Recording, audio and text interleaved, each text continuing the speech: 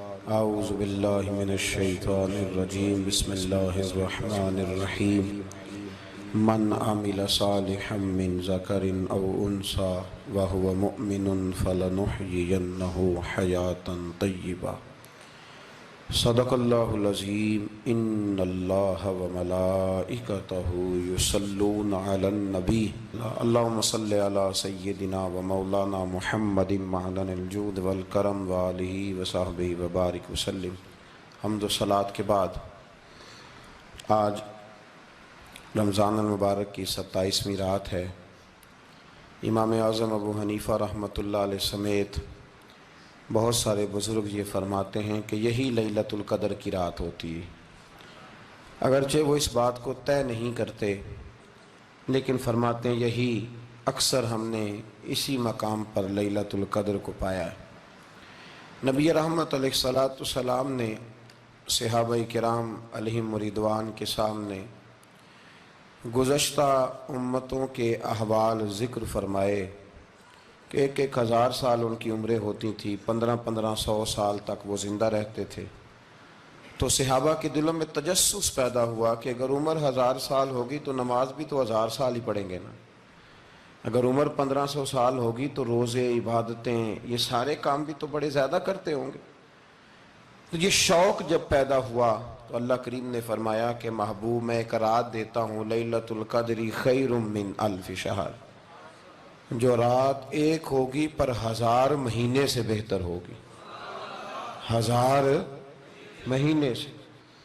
یہ رات اگر کسی کو میسر آ جاتی ہے اور پھر وہ صدق دل کے ساتھ، یعنی توجہ کے ساتھ، انہماک کے ساتھ، احتساب کی نیت سے، گناہوں کی معافی کی نیت سے اگر وہ اس رات کا قیام کرتا ہے، عبادت کرتا ہے، ذکر کرتا ہے، دعا کرتا ہے، تو محبوب کریم علیہ السلام نے وعدہ فرمایا ہے کہ اللہ اس کے پچھلے سارے گناہوں کو معاف فرما دے گا۔ دین، شریعت، قرآن، اسلام یہ بحث کرنے نہیں آیا دنیا میں۔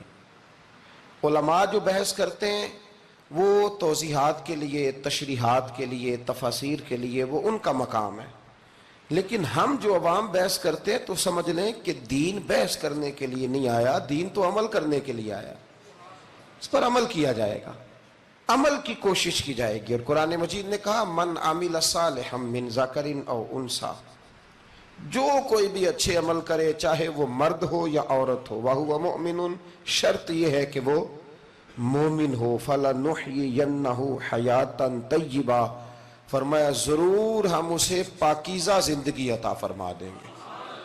جو عمل والے لوگ ہوتے ہیں انہیں اللہ کون سی زندگی دیتا ہے؟ حیات طیبہ، پاکیزہ زندگی۔ اللہ پاک، صاف ستھری، غلاظتوں سے پاک زندگی دیتا ہے جو بندہ عمل کرتا ہے۔ توبہ کا مطلب یہ ہوتا ہے کہ میں پچھلے گناہ پہ شرمندہ ہوں اور آئندہ نہ کرنے کا پکا وعدہ کرتا ہوں۔ انسان ہے، وعدے کے باوجود بھی کہیں غلطی کر لیتا ہے تو اللہ معاف کرنے والا ہے، لیکن وہ ساری رات روتا رہا، ہر مسجد سے چیخنے کی آواز آئی، اس نے ساری رات مسجد میں رو کے گزاری، لیکن جھوٹ چھوڑنے کا اس کا ارادہ ہی کوئی نہیں۔ وہ تو کہہ رہا ہے 3 دن کا رمضان رہ گیا ہے، پھر میں نے دیکھ نہیں لینا تمہیں۔ فساد چھوڑنے کا اس کا پروگرام ہی کوئی نہیں۔ وہ تو میاں طے شدہ بات ہے کہ سویرے وہ دکان پہ جائے گا اور صبح جو بیسن بیچے گا نا سموسے اور پکوڑے کے لیے، اس میں بھی ملاوٹ کرنے کا ارادہ رکھتا ہے۔ تو یہ ساری رات توبہ توبہ کہنے کا کیا مطلب ہوا؟ کھل کے ساری رات اس نے توبہ توبہ کی۔ حضرت عمر فاروق رضی اللہ تعالیٰ عنہ کے بارے میں امام ابن جوزی نے لکھا ہے کہ رات کو نا گھر کے اندر بیٹھے بیٹھے اچانک رو پڑے حضرت عمر، 62 سال عمر ہے، خلافت کے آخری ایام چل رہے ہیں، تو رو پڑے ایسے ہی گھر میں بلا وجہ ہی۔ آپ کی اہلیہ نے، زوجہ نے بیٹے کو اٹھایا، فرمایا پتہ کرو تمہارے باپ کو کیا مسئلہ ہے، کہیں کوئی تکلیف تو نہیں، درد تو نہیں، صاحبزادے آئے؟ ابا جی کیا بات ہے؟ فرمایا اماں کو بلاؤ۔ سب لوگ جمع ہو گئے تو جناب عمر فاروق رضی اللہ تعالیٰ عنہ فرمانے لگے کہ بیٹھو میرے ارد گرد۔ سب بیٹھ گئے تو فرمانے لگے آج جب میں مسجد سے نکلا تھا تو میرے نبی پاک کے سچے صحابہ، سچے رسول کے سچے صحابہ، حضور کے سچے غلام یہ کہہ رہے تھے کہ عمر بڑا ہی اچھا ہے، عدل والا ہے، انصاف والا ہے۔ تو ابا جی اس میں رونے والی کیا بات ہے؟ تو فرمانے لگے ڈر یہ لگتا ہے کہ باہر تو میں اچھا تھا، کہیں گھر میں تو نہیں کوتاہیاں کرتا رہا۔ میری بات پہ توجہ کرنا، کہیں گھر میں آپ باتیں سن لیں تو شاید جتنی میں کرتا ہوں دوسرا کار ہی کوئی نہ سکے، لیکن جب عمل کے راستے پہ ہم نکلتے ہیں تو وہ مسدود ہے، وہ بند ہے۔ عمل کس نے کرنا ہے؟ آپ کوئی آیت پڑھیں تو یہاں غلطی نکالنے والے 20 لوگ مل جائیں گے، 20 لوگ، لیکن اس آیت پہ عمل کرنے والے کتنے ملیں گے؟ تو حضرت عمر فاروق رو رہے تھے، کہنے لگے کہیں تمہارے حقوق تو نہیں پامال کرتا رہا۔ تو آپ کی اہلیہ نے جب سنا تو وہ کہنے لگی عمر مجھے تو بڑا پرانا شکوہ ہے، آپ کا جاہ و جلال اتنا تھا میں بات نہیں کر سکی۔ عمر تم نے سارا دن مسجد میں گزار دیا اور ساری رات نقاب اوڑھ کے مدینے کی گلیوں میں گزار دی، میں تو زندگی کی کوئی خوشی دیکھ ہی نہیں سکی۔ چاہ تو میرے اندر بھی تھے نا کہ میرا شوہر کچھ گھڑیاں بیٹھتا، کہیں مجھے لے کے جاتا، تو میں تو کچھ نہیں دیکھا، مجھے بڑا شکوہ ہے۔ تو حضرت عمر کہنے لگے چل اللہ کی رضا کے لیے معاف کر دے۔ بھئی معافی بیوی سے نہیں مانگی جا رہی، معافی اپنی غلطی کی مانگی جا رہی، یہ سمجھ لیں۔ بیوی کے لیے تو خاوند کا بہت بڑا مقام ہے نا، لیکن یہاں غلطی کس بات کی ہے؟ اپنی کمزوری پر غلطی کا اعتراف کر کے معذرت کا سوال کیا جا رہا ہے۔ تو حضرت عمر کہنے لگے معاف کر دے، تو اہلیہ کہنے لگی میں نہیں معاف کرتی، میری شرط پوری کریں۔ فرمایا وہ کیا؟ فرمانے لگی قیامت میں جب اللہ آپ کے لیے جنت کا حکم دے گا تو آپ میری سفارش کریں گے اللہ کی بارگاہ میں؟ سفارش کریں گے کہ یا اللہ مجھے کپڑے دھو کے دیتی تھی، میری عزت کی حفاظت کرتی تھی، میرے بستر کو پاک رکھتی تھی، کہیں گے؟ تو حضرت عمر فرمانے لگے تیرے ساتھ وعدہ رہا، رب نے اگر عمر کو اپنے فضل، اپنے کرم اور اپنے محبوب کے صدقے جنت دی تو عمر تیرے بغیر جنت میں نہیں جائے گا۔ عمل کا رستہ، عمل کا رستہ دیکھیں نا، 2 دفعہ استاد بات کرتا ہے، 2 دفعہ، اور کوئی زیادہ، ایک تو ہے نا کہ ایم اے اور جناب ایم ایڈ اور ایم فل اور پھر پی ایچ ڈی قسم کا استاد، ایک وہ جو matric P T C teacher ہے نا، وہ 2 دفعہ اسٹوڈنٹ کو کام کہے تو تیسری دفعہ وہ ناراض ہو جاتا ہے، کہتا ہے میں 2 دفعہ کہا ہے۔ بچے کو آپ 2 دفعہ کہتے ہیں اور اگر تیسری دفعہ کہنا پڑے تو غصہ آتا ہے نہیں آتا؟ بھئی تو نے اتنی دفعہ کہا ہے، تو سمجھ نہیں رہا بات کو۔ اور اگر اللہ کریم قرآن مجید میں سینکڑوں دفعہ کہے نماز پڑھو، سینکڑوں دفعہ، اور یہ بہانے کر رہا ہے، یہ بھی پروگرام بنا رہا ہے، پھر کہتا ہے میں بے چین رہتا ہوں، میں بے قرار رہتا ہوں۔ عمل کا رستہ اس کو اختیار کریں، آپ سکون میں رہیں گے۔ بد عمل آدمی اور بے عمل آدمی یہ ہمیشہ پریشان رہتے ہیں، ہمیشہ۔ عمل کریں، توبہ کریں تو پھر بدل جائیں، پھر تبدیلی آئے، اور یہ کوئی مشکل کام نہیں، جو بدلنے والے تھے وہ بدل گئے، بڑا کچھ کرتے تھے پر پھر وہ لوگ بدل گئے۔ حضرت فضالہ رضی اللہ تعالیٰ عنہ کہتے ہیں کہ میں بڑا دلدادہ تھا عورتوں کا، اور میرا ماحول یہ تھا کہ میں قتل بھی کر لیتا تھا، معاذ اللہ چوری بھی کر لیتا تھا، اور رات میری طبیعت تھی معاذ اللہ نئی سے نئی عورت کے پاس جانا۔